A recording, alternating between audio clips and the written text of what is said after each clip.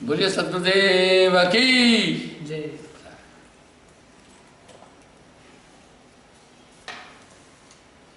पंडित देख हृदय विचारी, को पुरुष को नारी। सबके अंदर एक चेतन सत्ता समाई हुई है। वो आत्मा स्त्री पुरुष और समस्त इंद्रियों से कहीं परे है। पर इस भौतिक संसार में रहते रहते हम सब भौतिकवादी हो गए और आत्म तत्व को जान नहीं पा रहे हैं।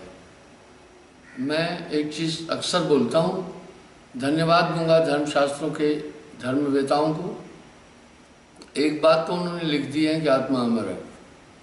इतना शुभ, आत्मा अमर है, जन्म मरण से परे है और इंद्रियों से परे है। इतना तो व्याख्या इस आत्मा की शास्त्रों में है। तभी भी आदमी भक्ति की तरफ भी जाता है तो वहाँ जाकर मांगता क्या है? आत्मा का कल्याण नहीं मांगता है। जो कुछ मांगता है भौतिक मांगता है, उससे कल्याण नहीं होने वाला। ऐसा क्यों है? हम सब ने भौतिक संसार देखा, भौतिक स्थितियाँ देखी, इसलिए भौतिक में ही हम सबकी रुचि है। सह समाना घट घट बोले, बागे चरित्र अनुपा, बाको नाम कहाँ कर लीजिए नाम, बागे वर्ण रूपा। हाँ, आत्मा परमात्मा का अंश है। जब एक बात सामने आ रही है कि इंद्रियातीत है, आत्मा जन्म मरण से परे हैं, व्योमातीत हैं, स्त्री नहीं है पुरुष नहीं है, इंद्रियों से परे हैं, नित्य हैं, न्यूनाधिक नहीं होती हैं, आत्मा की ऐसी व्याख्या है। कितना बड़ा कौतुक है। हम सब सिद्धांत रूप से इस तथ्य को स्वीकार करते हैं और हम ये जानते हैं आत्म साक्षात्कार के बाद मनुष्य इस संसार सागर से पार हो जाता है। उसके बाद भी हम आत्म तत्व की खोज करने के लिए प्रयासरत नहीं है। एक सीधी सीधी बात है, भक्ति करके आदमी मांगता क्या है? अधिकतर लोग भक्ति करके जगत का वैभव, जगत के पदार्थ यही मांग रहे हैं।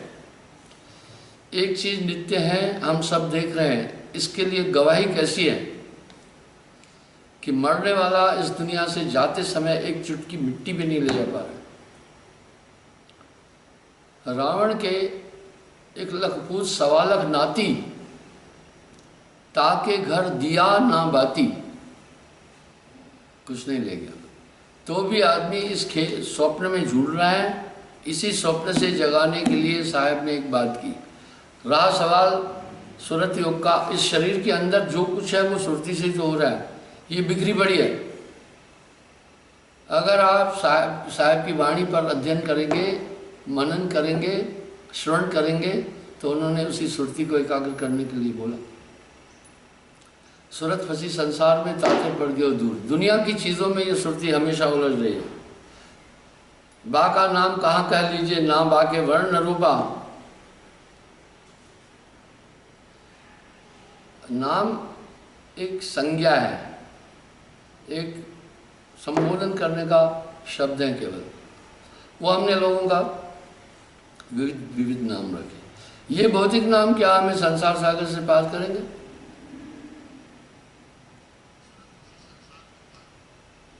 ये भौतिक नाम हमें संसार से पार नहीं करेंगे। अगर गुरु नाम देता है तो एक ऐसी स्थिति करता है कि उस चेतन सत्ता को समेट देता है। देखिए, आदमी बीमार होता है तो डॉक्टर औषध देता है, छोटी सी एक गोली दे देता है। फीवर हो गया या अन्य चीज़ें हो गई तो उसके पूरे वायरस को वो समेटता है। इस तरह जब है नाम हृदय धरा, भया पाप का नाश। जैसे चिंगी आग की पड़ी पुरानी घास, तो उससे ये जीव वैसे अक्षम है। बहुत बड़ी बड़ी विभूतियाँ संसार में आई, चली गई और उस तत्व को नहीं जान पाए। आगे साहब कह रहे हैं,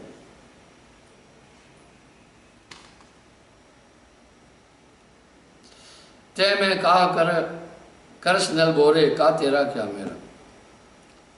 कभी कभी इंसान इन छोटी छोटी बातों के लिए लड़ता है। आज तक वो कह रहे हैं इस भूमि का फलाना स्वामी है, वाह। आज तक ये मुसाफिर खाना है, आए हैं सो जाएंगे राजा रंग फकीर। कोई एक अगर चुटकी ले जाता होता तो धरती खाली हो जाती थी। उसके बावजूद भी इंसान इस जगत के पदार्थों में आसक्ति माया के कारण हुई, इंद्रियों के कारण हुई, मन बुद्धि चित्त अहंकार के कारण हुई। इस तथ्य की तरफ मनुष्य जा ही नहीं रहा है।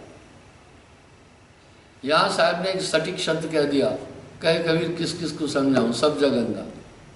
हाँ, सब जगह अंधा, सबको लगल बा पिटवा का धंधा।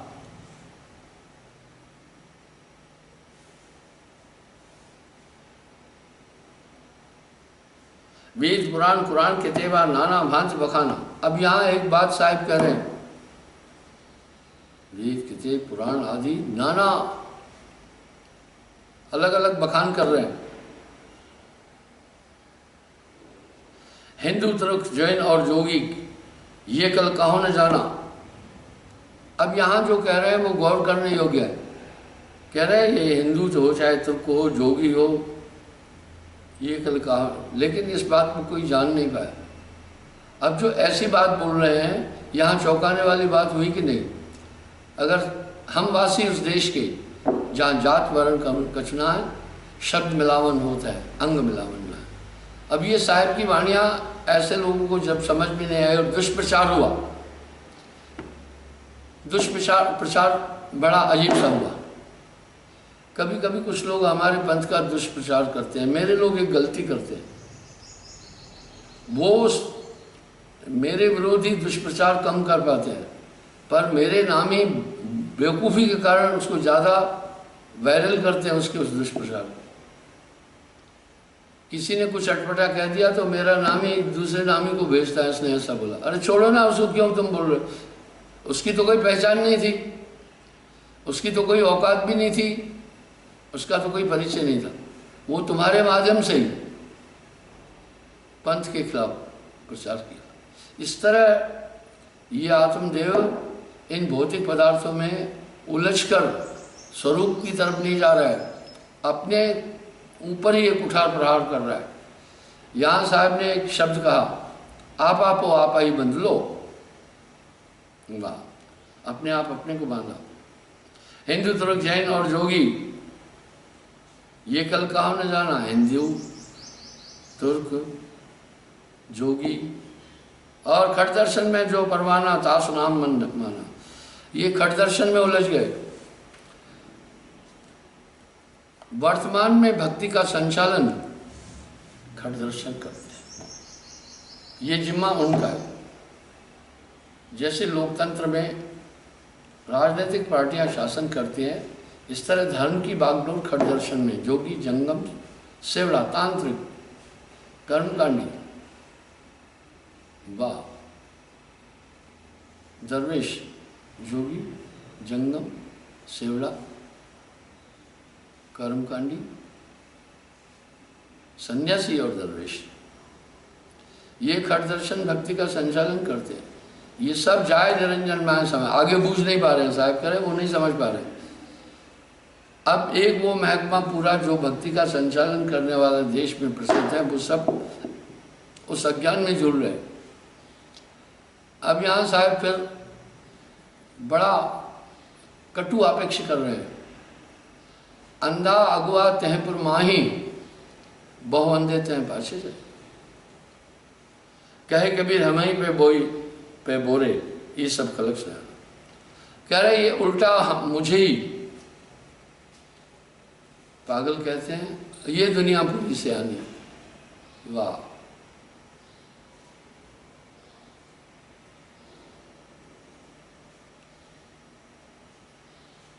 अब साहब जो कुछ कह रहे हैं वो थोड़ा सा जटिल लग रहा है। जब ऐसा कह रहे हैं तो बाकी लोग कह रहे हैं ये हमारे पूर्वज लोग थे, इनकी निंदा कर रहे हैं। कबीर साहब निंदा नहीं कर रहे हैं। अब क्या कह रहे हैं? या मन को चीनो मोरे भाई, कह रहे इस मन को जानो, तन छूटे मन कहाँ समाई। सनक सनंदन जयदेव नामा भक्त हेत मन उन्होंने जाना। हाँ, इतने बड़े बड़े लोगों के लिए कह रहे हैं, वो भी भटक गए। साहब का एक शब्द बड़ा अनूठा है, हालांकि सभी अनूठे हैं। चदरिया चीनी रे चीनी। इस शब्द में साहब सबका उल्लेख कर रहे हैं। आखिरी में क्या कह रहे हैं? ध्रुव प्रहलाद सुदामा ने लीनी, सुखदेव ने निर्मल कीनी, यानी पहले निर्मल नहीं थी, पर दास कबीर ने ऐसी ओढ़ी ज्यों की त्यों धर दीनी चदरिया। इसका मतलब है हमारे अंदर रहने वाली जो विरोधी शक्तियां इतनी बड़ी हैं कि हम अपने प्रयास से उनसे कभी नहीं छूट सकते। बिना सदगुरु नहीं छूटेगा। बिन सदगुरु बाचे नहीं कोटिन करे उपाय, ये साहब कह रहे हैं। हाँ, एक कबीर ने ऐसी ओढ़ी ज्यों की त्यों धर लीनी। अब क्या कह रहे हैं? सनक सनंदन जयदेव नामा भक्ति हेत मन, उन्होंने जाना, मन को वो भी नहीं जान पाए। मन जाने कोई बिरला भेदी, मन पर जो असवार है ऐसा बिरला कोई, कबीरा ऐसा बिरला कोई। अम्बरीश प्रहलाद सुदामा भक्ति गति सन्मन, मन उन्होंने जाना। आप कहेंगे ये हमारे जुलाहा कबीर क्या बोल के जा रहा है? वह अम्बरीश प्रहलाद सुदामा भक्त आदि मन को वो भी नहीं जान पाए।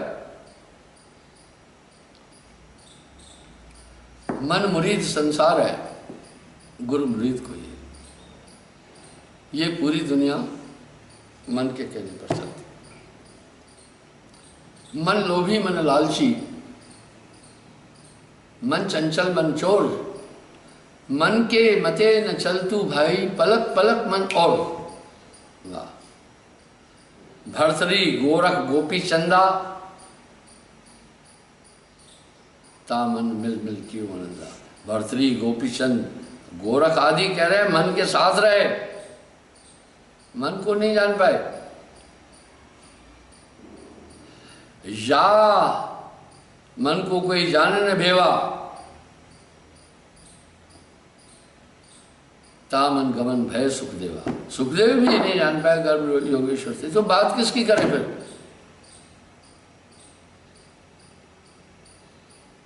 एक दो होए ताए समझाऊं, सभई बुलान है पिटवा के धंधा, कहे कबीर किस किस को समझाऊं, सब जग अंधा।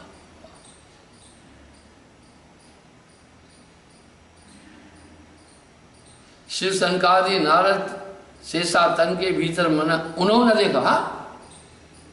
वाह भाई,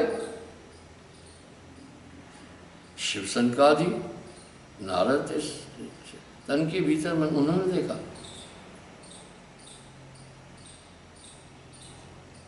एकल मन निरंजन सकल शरीरा, ताम है भ्रम भ्रम रहल कबीरा।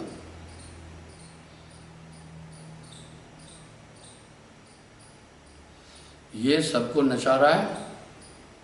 अब साहब कह रहे हैं तेरा बेरी कोई नहीं, तेरा बेरी मन नहीं। तन धर सुखिया कोई ने देखा, जो देखा वो दुखिया।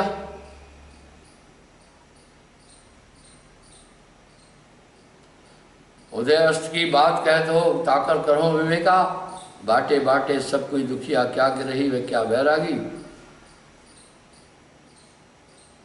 शुकाचार्य दुख ही के कारण गर्भय माया त्यागी, जोगी जंगम के अति दुखिया, तपसी को दुख दूना। आशा तृष्णा सब घट व्यापी, कोई महल ना सोना। साँच कहो तो सब जग झीजे, झूठ कहा नहीं जाए, कहे कबीर तेई बहुत दुखिया, जिन्हीं हरा चलाए। वाह। तो इस तरह से साहब ने मन पर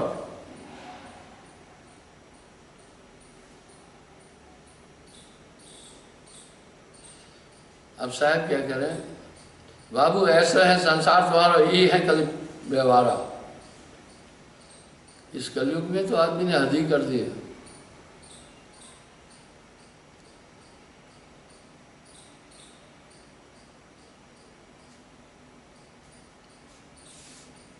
समृत ते सहाय सभी कोई जाने, हृदय तत्व ना बूझे। खूब पढ़ लेते हैं मनुष्य, शास्त्रों का अच्छा अध्ययन कर लेते हैं, लेकिन अंदर वो उस तत्व को नहीं मान रहे। कैसा मनुष्य अज्ञान में है? निर्जीव आगे सरजीव थापे, लोचन कछो न सूझे।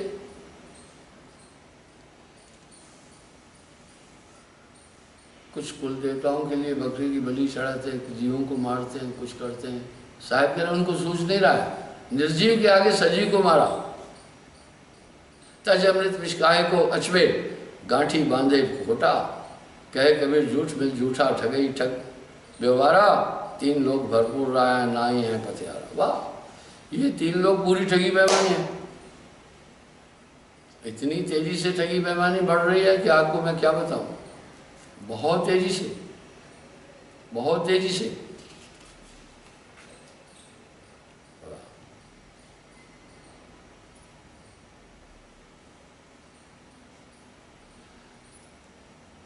और इंसान देखो इस शरीर के सुख के लिए कितना बड़ा प्रयास करता है और इस देह का कितना अहंकार है।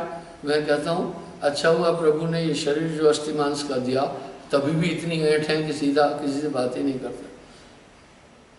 अगर ये शरीर लोहे का होता तो कल्पना कीजिए फिर कैसा होना था। अब साहब यहाँ पर चले क्या टेढ़ो टेढ़ो टेढ़ो, कुछ ऐंठ कर चलते हैं, वाह ऐसा चलते हैं कि दूसरे को पीड़ा मिले, सोचते हैं मैं ही हूँ। फूटे नैन हृदय ने सूझे, मति एको नहीं जानी, काम क्रोध तृष्णा के माते बूढ़ में हो बिन पानी। और साथ में काम क्रोध लोभ मोह इसके साथ है, बिना पानी के डूब रहा है। मौत के समय एक ऐसी स्थिति बनती है कि आदमी होश को गवा बैठता है। ये अवस्थाएं भी निरंजन की है।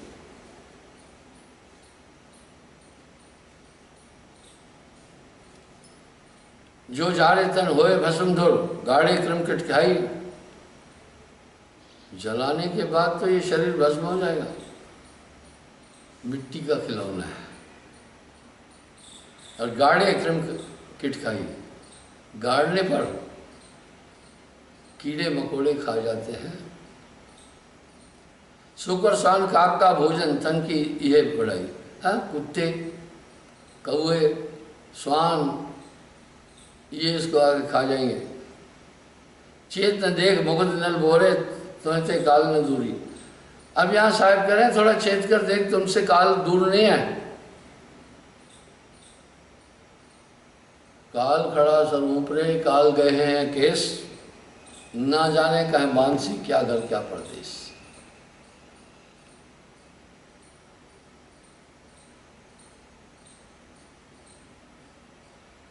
चेत न देख मुग्ध है मुग्ध, नर बोले तो काल न दूरी। जगत सवे ना काल का, कुछ मुख में कुछ कोट।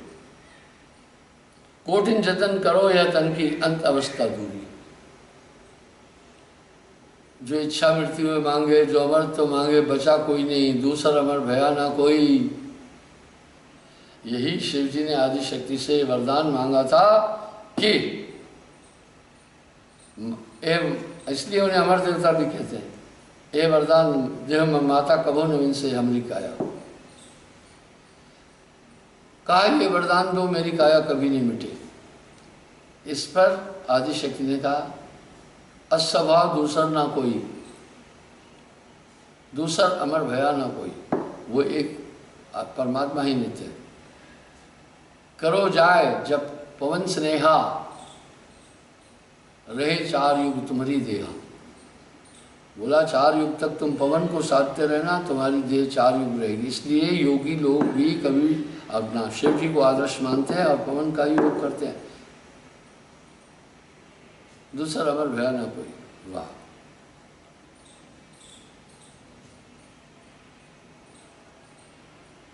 बालू के घरवा में बैठे चेतत नाहे आया ना। बालू का घर ड्यून कहते हैं, रेत के पहाड़ भी। थोड़ा समय हम बाड़मेर जैसलमेर भी रहे, थोड़े दिन। बेंगलोर में थे, ऑपरेशनल टास्क था बाड़मेर जैसलमेर। वाह, आज यहाँ पहाड़ देखा, सुबह वहाँ पहाड़ नहीं होगा, ड्यून। इस तरह इंसान बालू के घर में बैठा है, रेत के घर में बैठा है। कहे कबीर नाम भजन बिन बूढ़े बहुत सयाना। एक नाम जपने के नहीं जपा, नाम जप न जपस कवन धन लागा, मर जई गो क्या करब अभागा। इस तरह से ये बड़े बड़े धुरंधर इसमें उलझ गए। साहब बड़ा साफ साफ बोल रहे हैं, एक ना भूला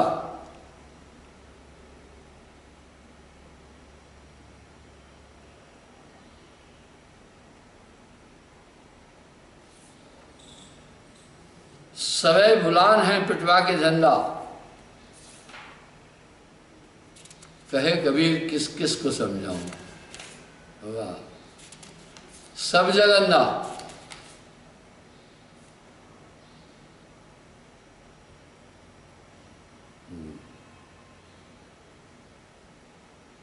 सबको लगल बा पिटवा का धंधा, एक दो नहीं है, ये सब भूले हुए हैं।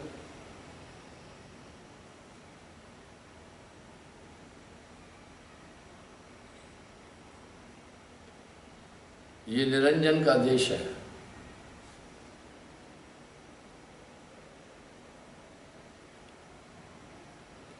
ये निरंजन का देश है।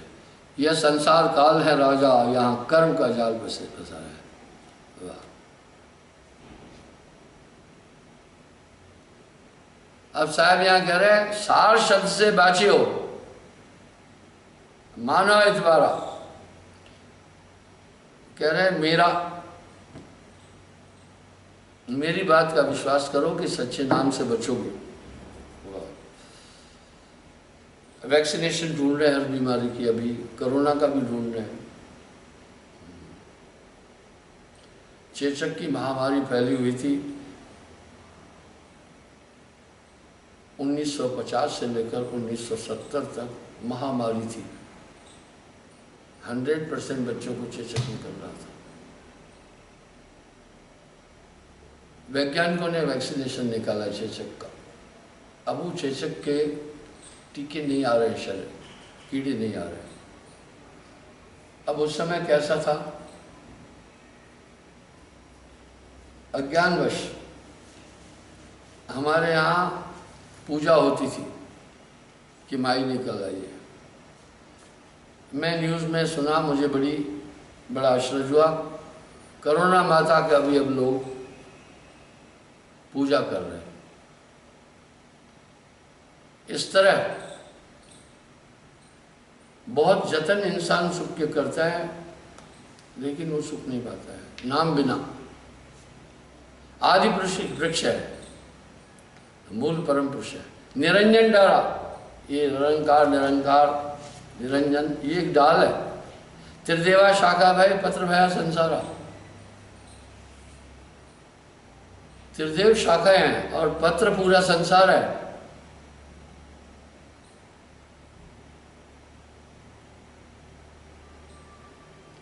ब्रह्मा वेद सही की और शिव योग पसारा। ब्रह्मा जी ने जो जीवन की आचार संहिता वेद में लिखी, उस पर मनुष्य चल रहा है। और शिव जी ने योग, विष्णु माया उत्पत्ति किया, उड़ले व्यवहारा। विष्णु और आदि शक्ति ने उत्पत्ति की। तीनों दिशा, तीनों लोग दसों दिशा जब रोकन द्वारा आत्मा का द्वार मूंदा हुआ है, वो अपनी जगह नहीं जा सकती है। जैसे एक पक्षी पिंजरे में बेबस होकर के तड़पता है, आत्मा इस तरह इस पिंजरे में बंद है।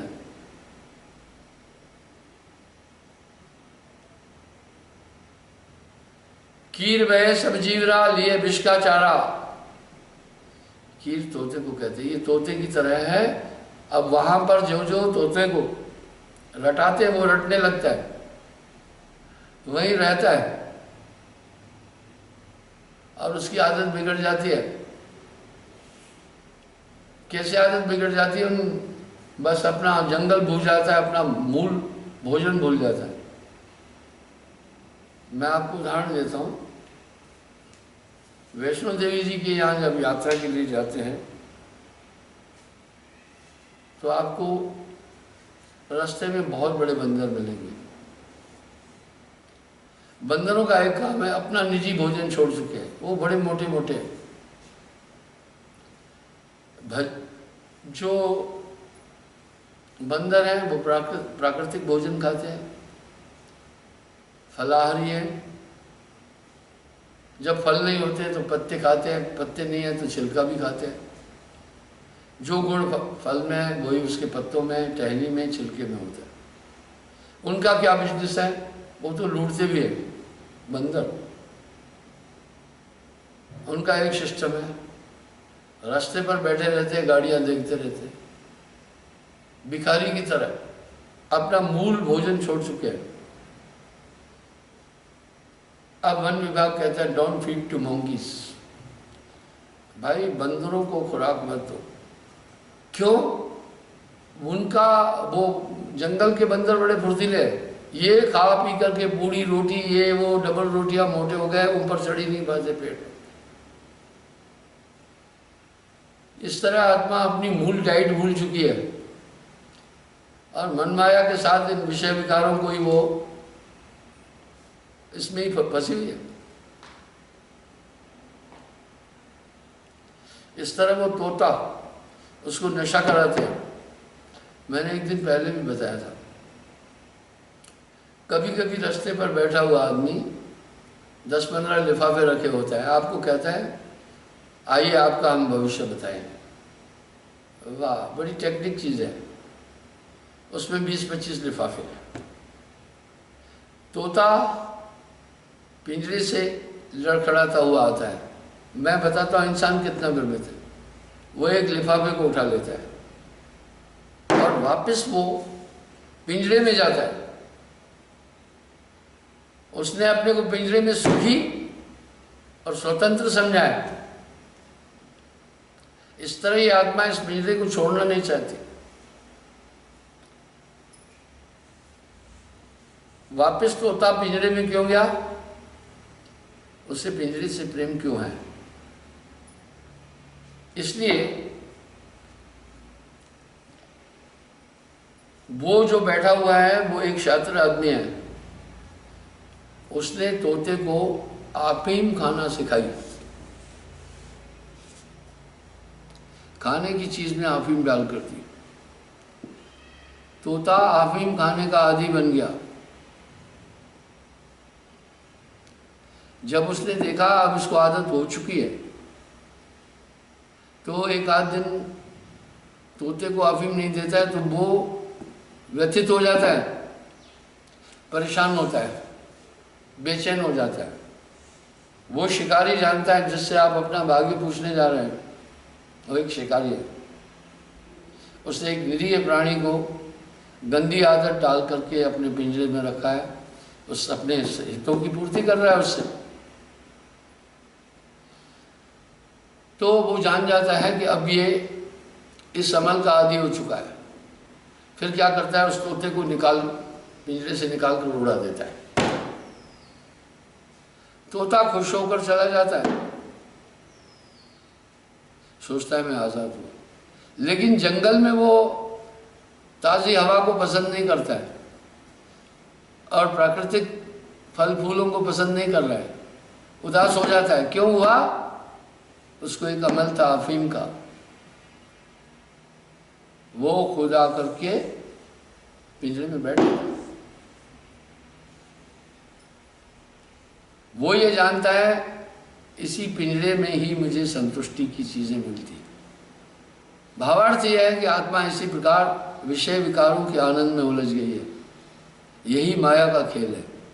सभी 10 द्वार खुले हुए हैं लेकिन आत्मा नहीं जा रही। मैं आपको एक और एग्जांपल देता हूँ।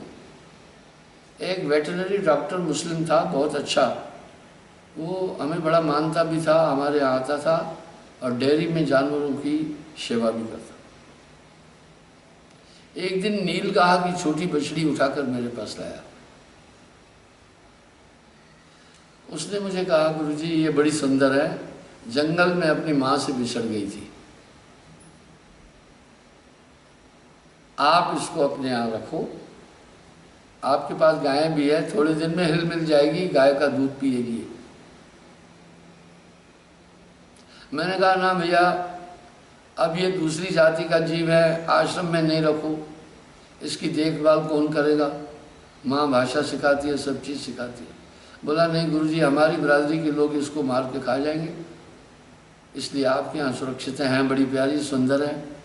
इसको मैंने पकड़ने में 1 घंटा लगाया और जंगल में इसको बाकी जीव मार देंगे। तो दया आ गई, मैंने उस बछड़ी को रखा, नीलगाय की बछड़ी रखा। अभी वो शरीर छोड़ गई है, थोड़े दिन हुए। उसको लोग देखने आते थे। क्या हुआ? देखो कल्पना होती है। वो बड़ी हो गई, नर नहीं था। मैंने कहा कहीं जोड़ा हो जाए। इतने में मेरा एक शिष्य नीलगाय नर भी लाकर मुझे दिया। बोला ये मैंने पाला है, यहाँ आपके पास मादा है। अब वो दोनों रहे, ये तो बाद की बात है। पर जब वो नीलगाय की बछड़ी लाए आश्रम में, अब वो अपनी माँ की तलाश कर रही थी, सभी गायों के पास जा रही थी कि मेरी माँ कहाँ है, उन्हें सूंघ रही थी। गायें भी डर रही थी उसको अलग देख करके, कोई उसको दूध नहीं पिला रही थी। मैंने निप्पल से उसको दूध पिलाना शुरू किया। ये ब्रदरहुड में आती है। अच्छा, वो थी धीरे धीरे मुझे पहचानने लगी। वो इतनी चेतन थी, उसके शरीर पर कोई और हाथ रखे तो विरोध करती थी, मुझसे नहीं करती थी। उसका नाम भी मैंने रखा नैनो। बड़ी बड़ी आंखें थी, हिरनी की तरह लग रही थी। गौशाला का दरवाजा एक दिन रात में खुला रह गया। वो नैनो बच्चा जो नीलगाय था भाग गया। कहाँ चला गया? वो चला गया जंगल में। जब मुझे सुबह जानकारी हुई तो मैंने उनको बड़ा डांटा। मैंने कहा ये तो बड़ा पाप हुआ, इसको तो कोई भी खाएगा, सियार खाएगा, लकड़बग्गा, भेड़िया, तुम लोगों ने ध्यान क्यों नहीं रखा? इस पाप के तो हम भी भागी बन गए। चलो ठीक है। 2 दिन बाद वो फिर वापस आ गई। वापस क्यों आई? जंगल में उसे दूध नहीं मिला, यहां हमने उसे दूध पीने की आदत डाली।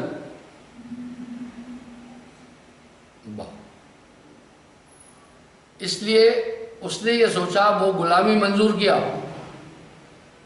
अपने गले में रस्सा बांधना और खूंटे पर रहना मंजूर किया, और जंगल की स्वतंत्रता उसने मंजूर नहीं की, क्योंकि उसको दूध पीने की आदत थी और जंगल में दूध नहीं मिला। इस तरह माया ने भी इंसान को उलझाया है। मेरा बेटा, मेरा घर, मेरा द्वार, हालांकि आत्मा का कोई भी नहीं है, ये तयशुदा बात है, लेकिन सबको ये अमल है माया का। हम सब ठीक से भी देख रहे हैं, आखिरी में कोई भी नहीं होगा, लेकिन हम सोचते नहीं हैं। इसी बात को साहब ने अपनी वाणियों में दर्शाया।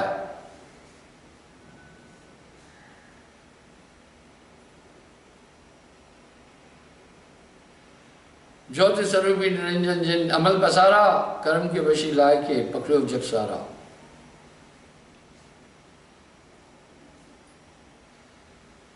कह रहे हैं इस तरह से निरंजन ने पूरी दुनिया को ब्रह्म में डाल करके पकड़ा हुआ है।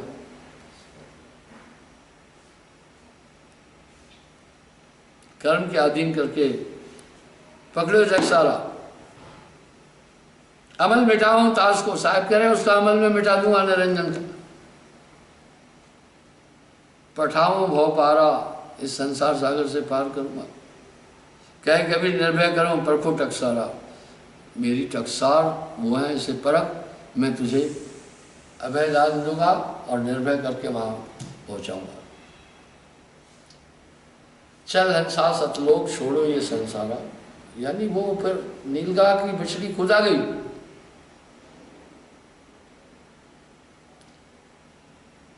फिर मैंने क्या किया, वो थोड़ी थोड़ी बड़ी होने लगी। पहले 1 किलो दूध पिलाते थे संतुष्ट, बड़ी हुई वो संतुष्ट नहीं होती थी, 2 किलो पिलाने लगे, तब भी संतुष्ट नहीं हो रही। 3 किलो पिलाया, बड़ी होती गई, मैंने दिल में सोचा इतना दूध इसको कहाँ से पिलाएं। विचार आया ये बेसिक जंगल का जीव है और ये पत्ते, मैंने सहतूत के पत्ते खिलाए, एकदम खा गई। उसके बाद भूसा रखा, नहीं खा रही थी, फीड रखा, नहीं खा रही थी, कुछ भी नहीं खा रही थी। अब मैं उसे धीरे धीरे पत्ते देने लगा, वो खाने लगी। फिर मैं उसे फुल्का देने लगा, नहीं खा रही थी। माया आपको कैसे जकड़ी है समझना। मैं उसको पुचकार के कहा नैनो ये खा, धीरे धीरे फुल्का खाने लगी। पहले वो उधर करती थी, अब रोज मेरा सुबह इंतजार करती थी मैं कब आऊँ, वो फुल्के खाने लगी। बाद में मैंने कहा इसको मैं पूरी गाय का खुराक खिलाऊंगा। धीरे धीरे गायों का चारा आटा मिलाकर खिलाने लगा, वो खाने लगी, भूसा भी, फीड भी खाने लगी। एंड में वो गायों की तरह हुई। इस तरह आत्मा तुमसे बिसर गई सुध घर की। आत्मा आकर इसमें रम गई है, रत गई है। अब साहब क्या कह रहे हैं, यहाँ से निकलना बड़ा मुश्किल है। ये अमल पसारा हो, वाह ज्योति स्वरूपी आत्मा जिन अमल पसारा निरंजन ने। ये जीव मैं ते मोर तोड़ से तेरा में उलझ गया, मेरा घर कोई दुनिया से जाने के लिए तैयार नहीं। मेरे पास 90-90 साल के बूढ़े बूढ़ियाँ आती हैं, कहते हैं कृपा करो थोड़ा ठीक हो जाए। कोई यूँ नहीं कहता है कृपा करो अब दुनिया से बाहर चले, कृपा करो हमें और तंदुरुस्त करो। राजाएं सतयुग त्रेता में लंबी आयु थी, 10-10 हज़ार साल राज्य किया, 100-100 रानियाँ थी। विषय विकारों से वो संतुष्ट नहीं हो पाए। इसकी संतुष्टि का एक ही संसाधन है, दमन। मन को आप समझें, आपका बैरी और कोई भी नहीं है। साहब की वाणी का मंथन करोगे तो इसमें क्या तत्व निकल आएगा, आत्मा, मन, परम पुरुष। और मुक्ति के लिए फिर सुमरन और सुरती निकल आएगी। जासे नाता आदि का बिसर गया तय ठोर, कहे कबीर ये बीच ही बलक और की ओर। इस तरह ये जीवात्मा उलझ गया। अब किसी ने कहा ये कथा सुन तेरा कल्याण हो जाएगा। कथा सुनना बुरी बात नहीं, मैं कह रहा हूँ कथा गुण। इस तरह लोगों ने अपने अपनी जीविका उपार्जन के संसाधन में इंसान को उलझा कर रखा और ये भोला आदमी इसमें उलझा हुआ है।